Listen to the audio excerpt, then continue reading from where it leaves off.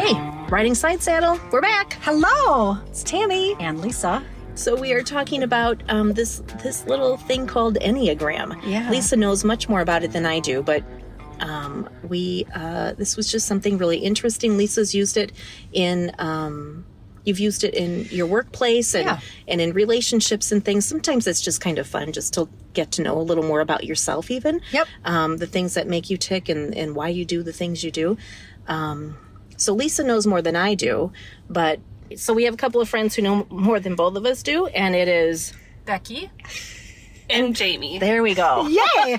Do you know that we have 4 women packed inside of a Jeep right now? Which The is recording studio, okay, Lisa. AKA the Jeep. And they willingly came in. Like, we didn't even have to gag and tie them up. So welcome to the Riding Sidesaddle recording studio. Happy to be here. Me Yeah. too.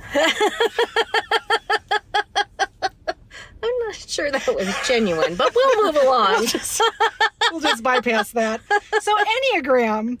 I think one of the things that we had realized in one of our previous conversations, I'm not even sure which episode it was, but really kind of talking about understanding and discovering in yourself, right, some of those personality aspects of you and how that applies to some of the topics that we've been talking about, right? Your own self-image and your level of value of yourself, how you interact within your relationships, right? As it relates to boundaries and as it relates to your well and filling your well.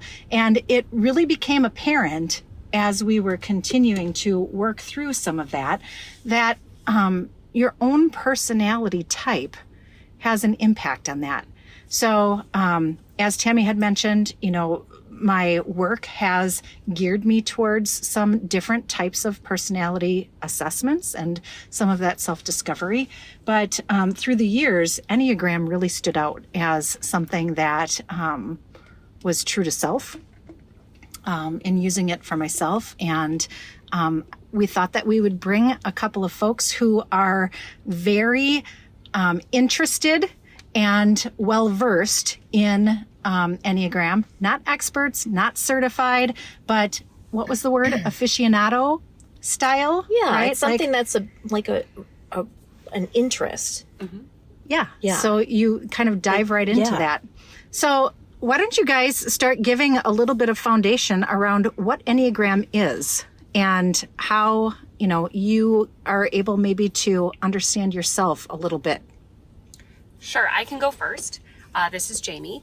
And I actually had worked with Lisa. So we had kind of introduced, some of those different personality type assessments to each other.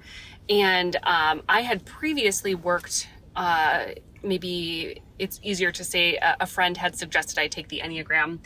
And really, it's just kind of a typing system where it really focuses on the person and their fears, their motivations, and it's really, really introspective because different types can show up externally in so many different ways, but it really comes back to the person and their self and how they kind of view and make sense of the world for themselves.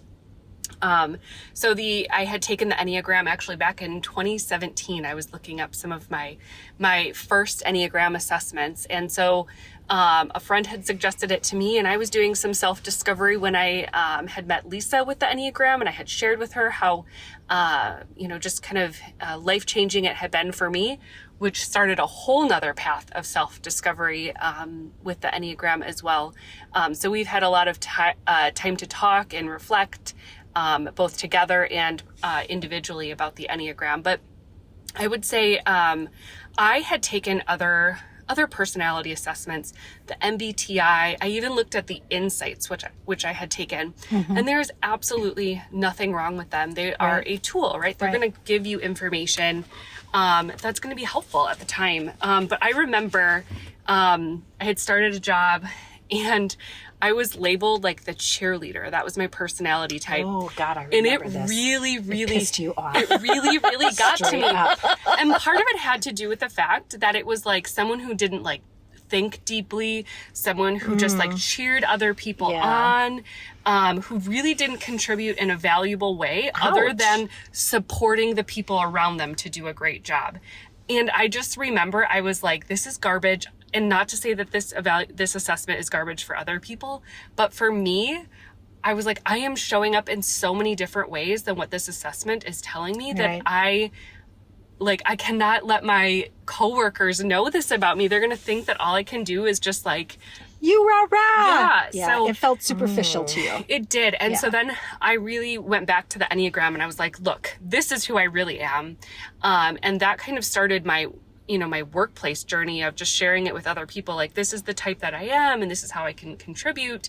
And since then I've just been able to do a lot of, reflection or introspection, and even moving on to a different job, I've shared the Enneagram with my boss, with my coworkers, just so that they know who I am, and they can give me feedback in ways that will, positively impact our relationship and motivate me and things like that. So still on the journey, but it has been really a life-changing tool for me. That's awesome. It's a lifelong thing, right? Mm-hmm. Becky, how did you get introduced to Enneagram? Through work, there was a group that was going through the Enneagram, and they allowed me to participate with it as well. That was probably back in 2010. So it's been many, many years. And initially, it just really helped me, like Jami had said, understand yourself and dive in. It was like I had a few aha moments, like that's why I act that way in those situations, or that's why I think or feel that, and it helped to make sense of things. I had done, the Myers-Briggs and other things too, and yes, they helped to tap into how I acted in certain situations, but the Enneagram was just more. It was more that I could use. It was more I could learn about myself and take it just a step further.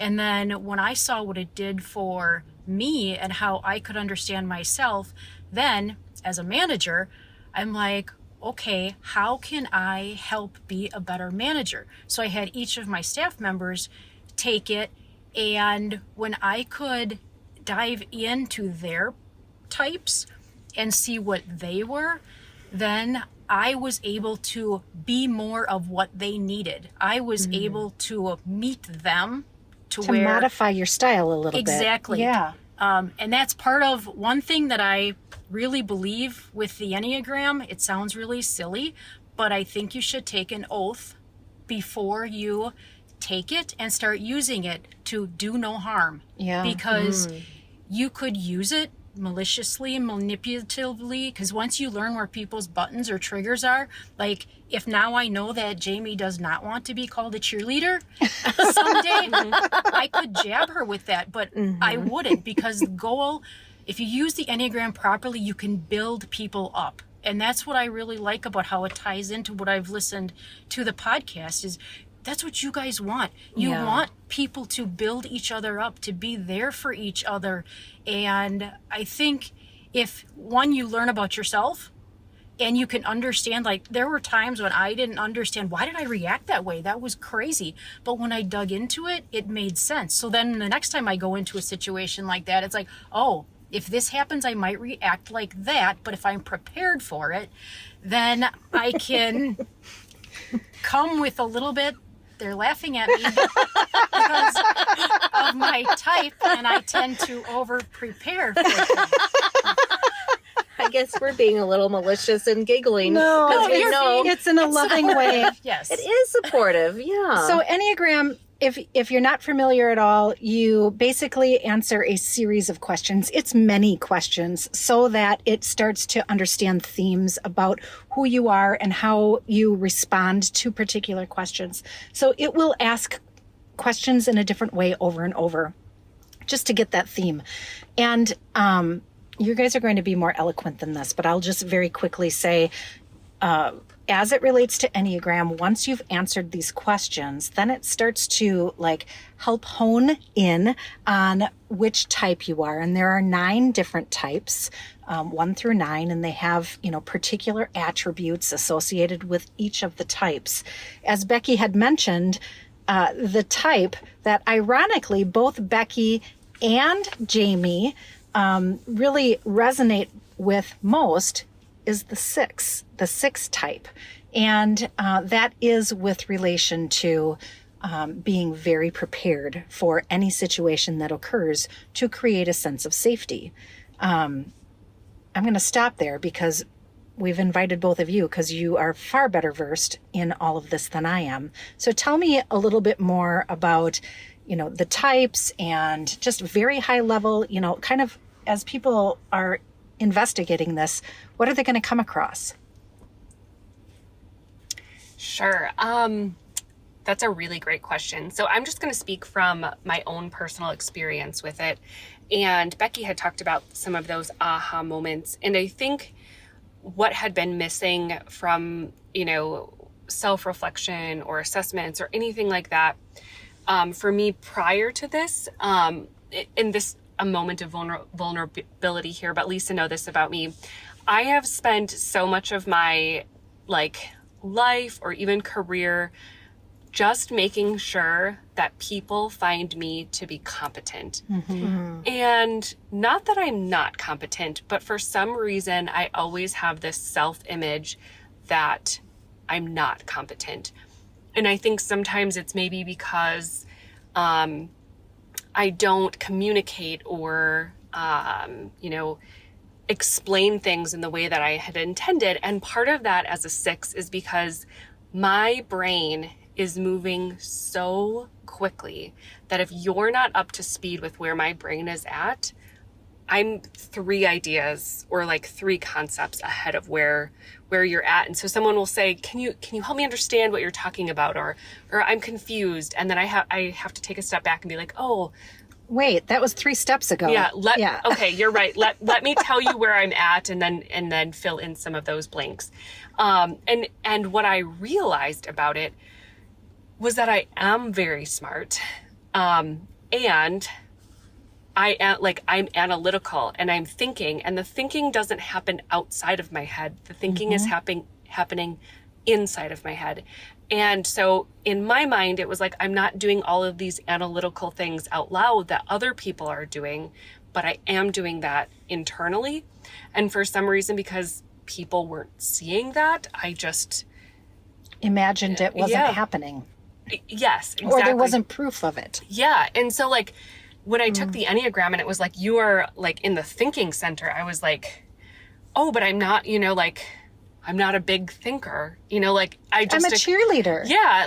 So much of my life I had been told oh, you help other people and you're really, empathetic and all, this, a people person and you have really great interpersonal relationships, but it wasn't someone that brought to the table good information, I guess. What's really interesting, and I'm sorry to interject, but please. A comment that you just made here is kind of hitting me in a tough spot. I think as women, generally, and we've talked about this a little bit already in some of our conversations, and that there's a level of maybe societal expectation that you are in a support role. So Jami, when I'm listening to you talk and connect it now to Enneagram, you have really great interpersonal relationships. You are really empathetic. You are always wanting to help.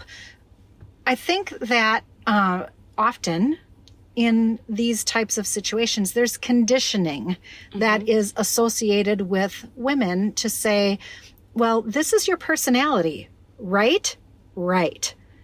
And it is more related to connecting to somebody else and helping them through and making sure that it is smooth and seamless and helping. So what I hear you saying is this created the opportunity to say, yes, I can be supportive outside of myself, but I also have value internally. everybody doesn't see that value because it happens inside of my head, but I'm smart. I am analytical. I create value in a situation, and I can give that, right? Just out of me, not based on my interpersonal skills. Absolutely. And the thing that sixes bring to the table is actually a lot of, like, we are very dutiful, and we have a lot of... Beautiful? I didn't say that. Like, you are beautiful. Thank you. But that's not what I said. Like, we have a sense of duty and responsibility.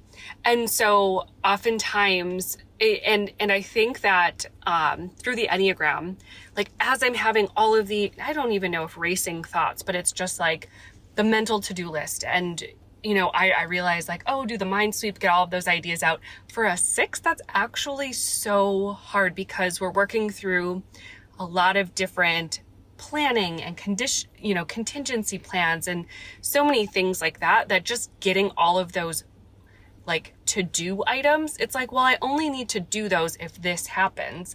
And so sixes have, like, a strong sense of responsibility. So we're going to show up with our friends, with our coworkers, with our manager as being someone who's highly dependable. But as you were talking about that, I might be the good supporter. I might, I might be the team player, but I might not be, like, chosen as the leader for being someone who has, like, the best idea, or, the most worthwhile idea. And so sometimes it's been a little challenging because working in the world of men, oftentimes, I, as a six, at least, sometimes you play the role of just of responsibility and helping support your coworkers. Getting the shit done. Yep. Right. Yeah. So I am, well, I'm not a six, but some of what you're talking about really is resonating with my younger self. I hustled hard, really, really, really hard in my younger years to prove all of the things that you're just talking about, that I had value, that I was smart, that I was analytical, that I was a problem solver. Unfortunately, I didn't realize that I was mostly trying to prove that to myself. I thought I was trying to prove it to everyone else that I was earning my spot at the table. Everyone else already saw that I deserved to be there, or had earned that spot, or however you want to phrase that. But I didn't. So I continued to hustle to my detriment. And whatever the task was, give it to me, I'll do it, even if I had no business taking one more thing on my plate. And I don't know if we're necessarily talking about the same things, but I feel like had I taken the Enneagram in my 30s, I maybe could have avoided a lot of that trying to prove myself. That you're 51, right? Yes, now I'm 51 and I know shit. Yeah, if I'd have known what I knew now, if I knew that then, kind of thing, for sure. I feel like, so we were talking a little bit earlier, I feel like as I've gotten older, I've changed because I've let some of that go.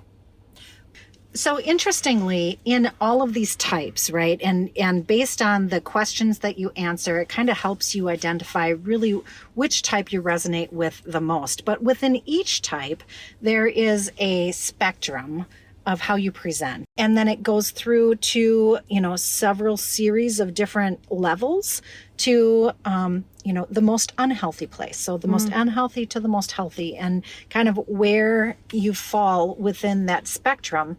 And in addition to that, right, so not only am I a one, and this gets a little bit complex, I feel like you really have to dive into it. There's also what's referred to as wings. So talk to me a little bit about what a wing is. So that would be where, when you are in your place of strength, Yeah. or Healthy. feeling good, Yeah. or confidence, that's where you will go. Then there's Okay. times where you would go to stress. Yeah. So when you're stressed, you're more likely to act like a different, and it's different for each type, what your wing is, but that's where I think the Enneagram is so great and helpful, because you start at your main point, but it doesn't pigeonhole you into one thing or another. Like, for example, Myers-Briggs, you're an introvert or an extrovert. There's no in between unless you say you're an introverted extrovert. So the Enneagram, you can just dive in, and if you're feeling a certain way, then go to if you're stressed, go to if you're in a good place, or if as you take the test, you may primarily identify as 1, like a 6, which I do. But when I took the test, other numbers that were really, really high were a 1 and a 2. So depending on what situation I was in, I could present as any one of them because they were so close. Because they're within your top 3. So that's Yes. interesting, because as you're describing some of these things, I'm like, yeah, I do that. Yep. Perfectionism. I like to call myself a recovering perfectionist, but I can get there sometimes. So like my husband will say, you just like everything perfect. Well, I don't actually like everything perfect. That's not even my expectation, but he perceives it that way. So I must be projecting that at some point, right? And he'll say things like, you just like to argue. I don't like to argue, but I am a challenger. So if what you just said doesn't make sense to me, I'll challenge it.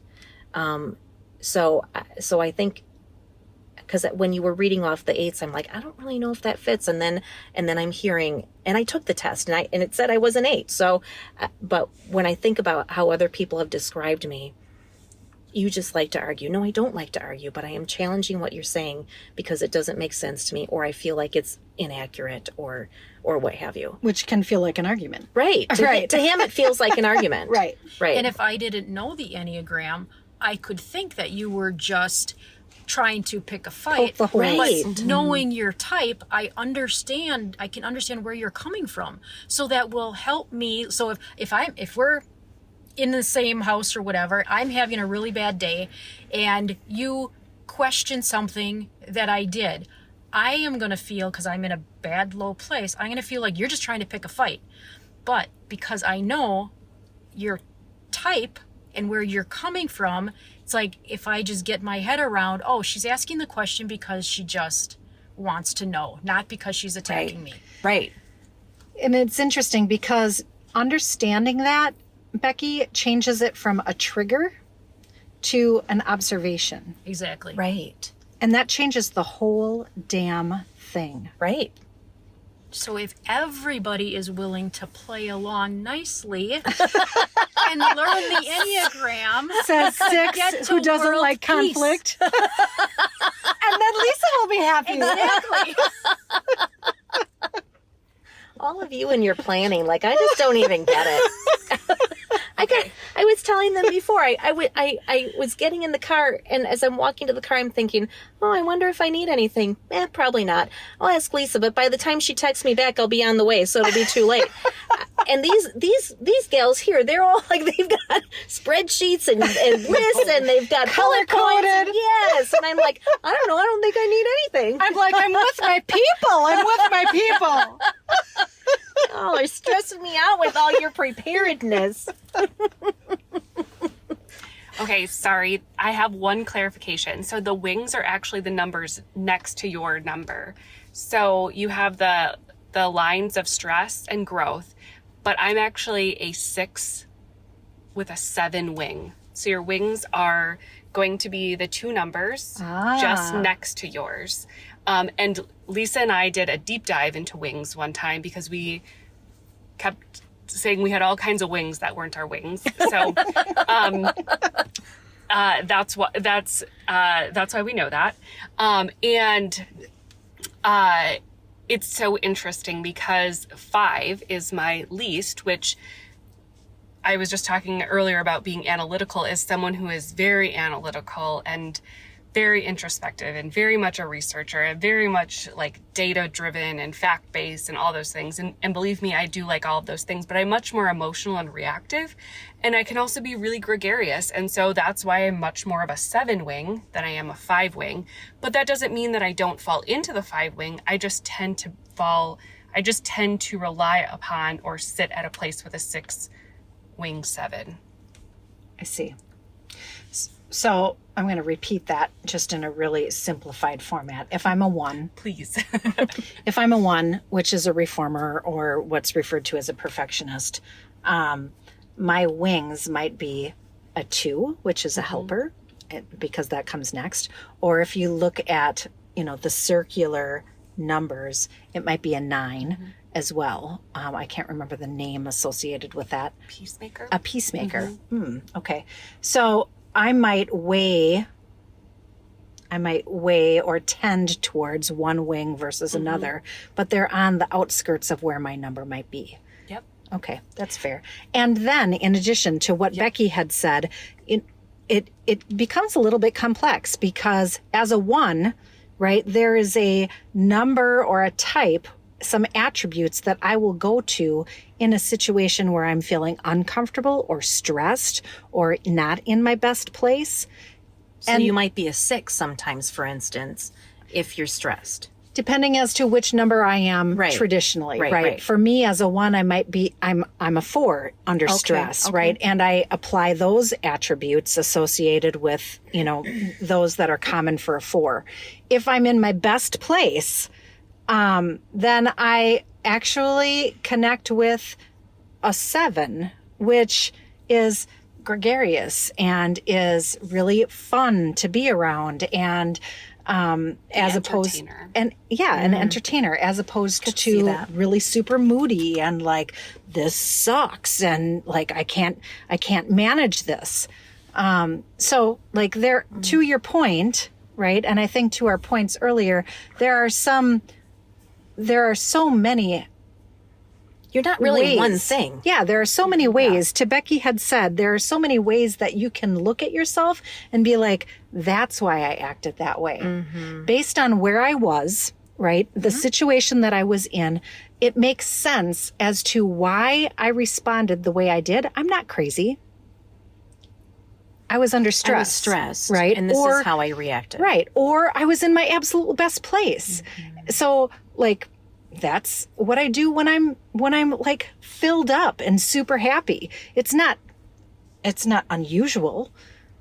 It's just where I go, right? And it's not my typical. They're different when I'm under stress versus when I'm in my best place. And it's also very realistic because no one person acts the exact same way in every single situation every day.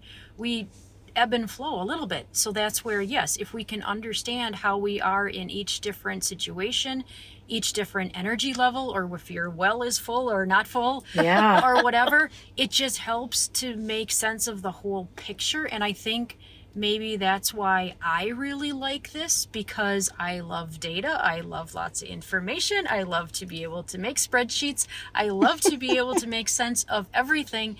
And this gives me so much more to play with and understand. I love that. It's so interesting. And while I don't maybe need all the spreadsheets, and I like data, I like problem solving, that sort of thing, I don't approach it in the same way you do. And you can make it what you want, what works for you. Because if you tried to approach it like me, you'd go crazy. I'd be like, I'm done with this spreadsheet. And if I tried to just wing it like you, I would be like, oh, why did I? Yeah. I'm done with this. Right. I need to go home and get a spreadsheet. So kind of what I'm hearing is, just so we've been on this path of self-discovery, and, just this is one opportunity among many to be able to kind of figure out where you stand, right? From an Enneagram perspective, it's going to give you insight to, yourself in how you act in traditional situations and how you act under stress and how you act in your best place. And it might just give a little bit of a definition to be able to align some of your experiences with. Or to even one of the points you said, you're not crazy. Help you know that you're not crazy. Right. So as somebody who apparently is not all that self-observant or self-aware, it was a little bit challenging for me to take those tests or that test, in part because I felt like there were... It was like a range, right? Like totally agree or totally disagree. And there's somewhere in between. Yeah. And as a self-proclaimed recovering perfectionist, perfectionism was starting to sneak in there. And I was thinking, well, yeah, my initial reaction to something would be, yeah, I sort of agree. And then I would go to, oh, except that one time I remember when that happened. And then, so I totally disagree. Right. And so then I started fighting with myself. Like, do I agree or don't I agree? Is it a lot, a little? It's in the middle. Must be in the middle.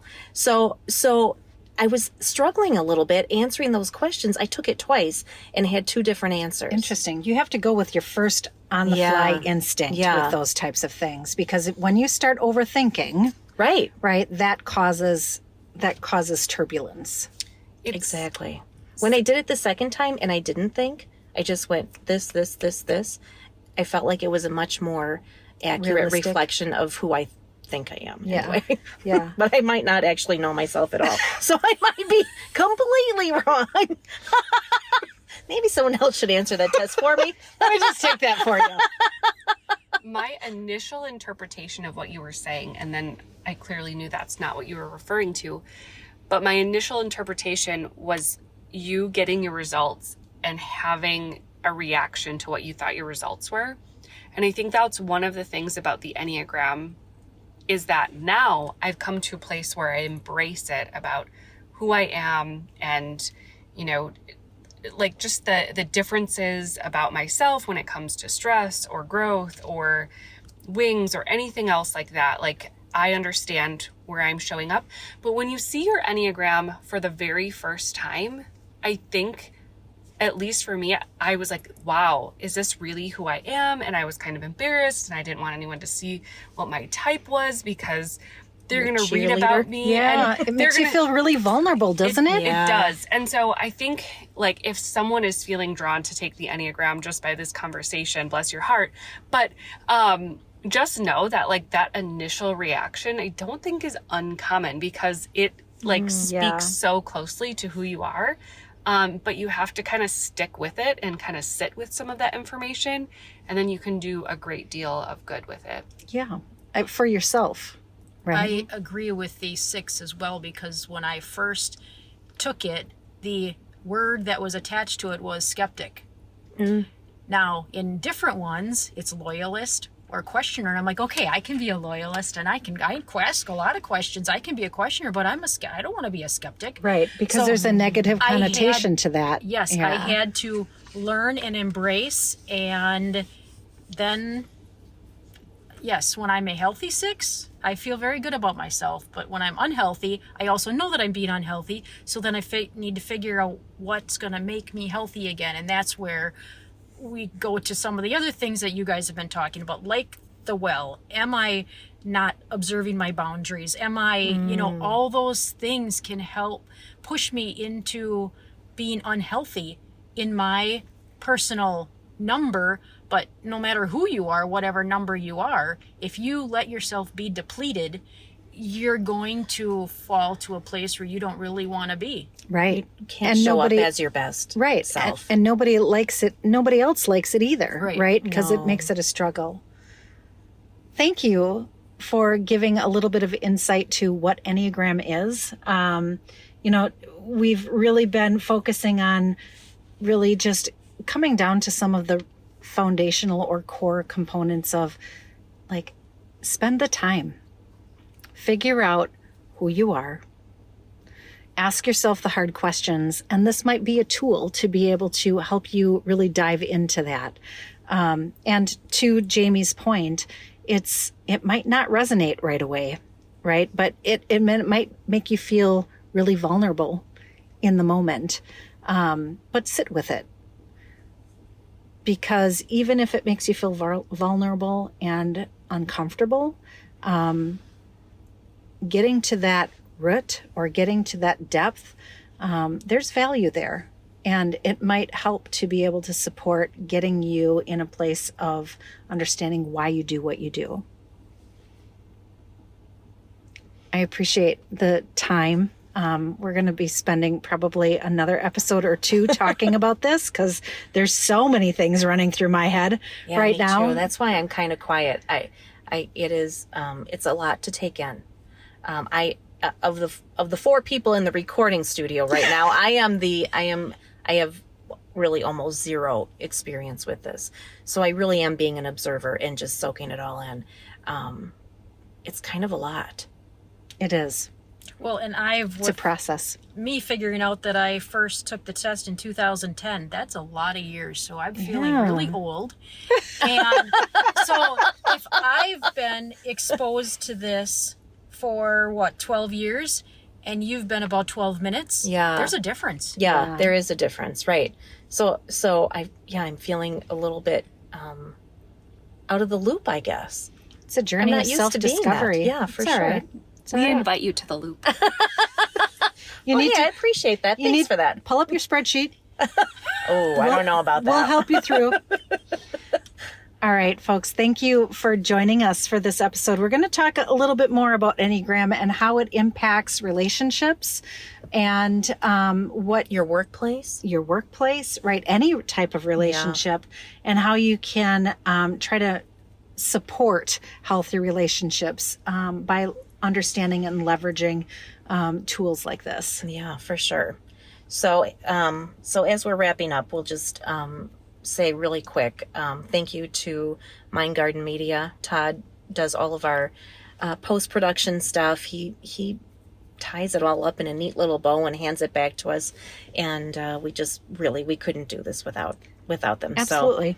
Thank you for all of these people who are sitting in our recording studio and providing insight and knowledge and perspective. It's a big deal. It's part of what we're trying to accomplish. And thank you for those of you who continue to Monday mornings, man. Like I watch you guys listen in and click on the YouTube video and Facebook and different applications that we have it out, Spotify and all of the others. Full appreciation for you coming on this journey with us. So thank you. Thank you very much. Thank you for just being supportive and for listening. Yeah. And for sharing. If any of these episodes resonate with you and or bring you, a little smile to your face, share them with someone you think might enjoy them like you do. Yeah. This is how we get our message out. This is how we get, more people brought into our tribe. And that is really important to the mission here at Riding Sidesaddle. So thanks for all of that. And we look forward to many more. Yep. All right. Till next time then. Bye. Toodaloo.